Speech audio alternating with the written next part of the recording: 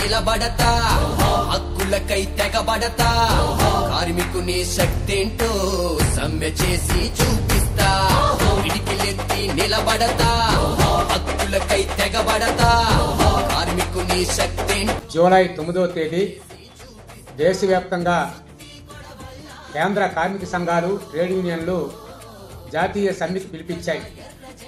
ఇప్పటి వరకు భారతదేశంలో 22 జాతీయ సమ్మెలు జరిగాయి. 22 జాతీయ సమ్మెలు కూడా కార్మికులకు భద్రత కావాలని, జీతం కావాలని, కనీస వేతనాలు ఇంప్లిమెంటేషన్ చేయాలని, ఈఎస్ఐ, పిఎఫ్ లాంటి సౌకర్యాలు కల్పించాలని హక్కుల కోసం జరిగినటువంటి సమ్మెలు.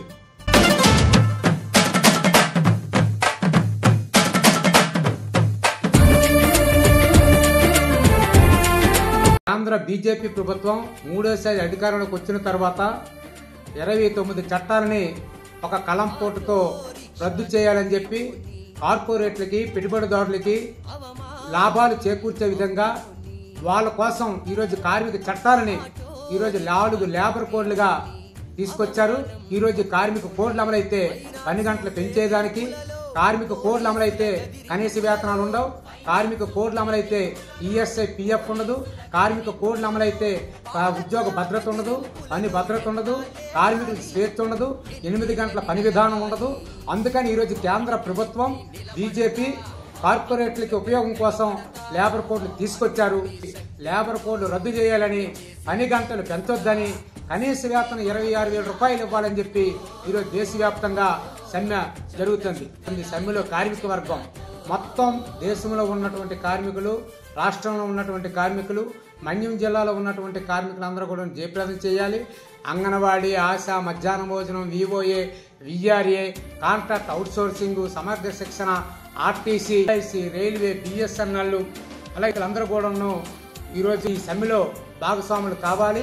దానివల్ల ఈరోజు కార్మిక వర్గానికి లేబర్ కోడ్ల నష్టం కాబట్టి ఈ సమ్మెను జయప్రదం చేయాలని చెప్పి ఈరోజు సిఐటియు విజ్ఞప్తి చేస్తుంది. అమ్ముకు బతికేటోన్ని, హమాలి కూలోని, పడిగాపులు గాసేటోన్ని, పని భద్రత లేనోన్ని, సంఘమైనే తిరగబడతా సత్తువేంటో చూపెడతా పిడికిలెత్తి నిలబడతా హక్కులకై తెగబడతా కార్మికుని శక్తేంటో సమ్మె చేసి చూపిస్తా. జూలై 9 దేశవ్యాప్తంగా సార్వత్రిక సమ్మె. ప్రధానంగా అసంఘటిత కార్మికులు, ఆటో, ముఠా, ఈ తోడు బళ్ళు, చిల్లరవత వ్యాపారస్తులు ఏ ఒక్కరికి రక్షణ లేకుండా ఇప్పుడు చేస్తారు కాబట్టి రక్షణ కల్పించాలని ప్రధానంగా.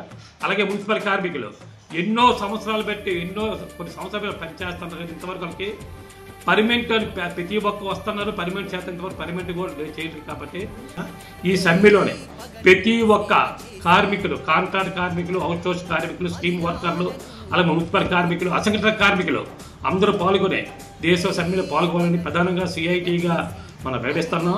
అలాగే సిఐటి కాకుండా ఇప్పుడు వామపక్ష పేద సంఘాలు అన్నీ కూడా ఈ సమ్మెకి పూర్తిగా సంపూర్ణ మద్దతిస్తున్నాయి.